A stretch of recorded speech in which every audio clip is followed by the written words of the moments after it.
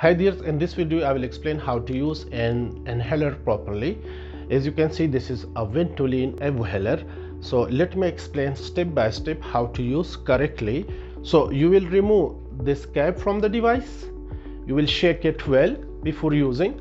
If you are using this for the first time, so you will take 2 doses out from this container. As you can see, you will press this like this, and then again you will press it.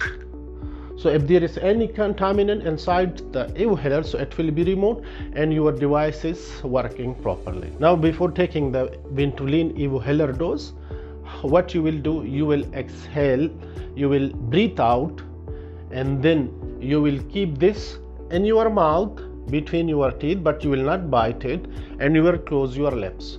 After that, you will press it and you will take a deep breath, and you will hold your breath for few seconds. Let me show you in this video.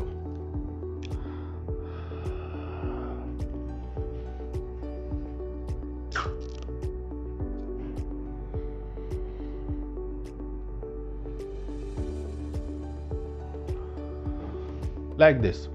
So if you want to take another dose, you will repeat the same procedure. You will exhale, you will breathe out.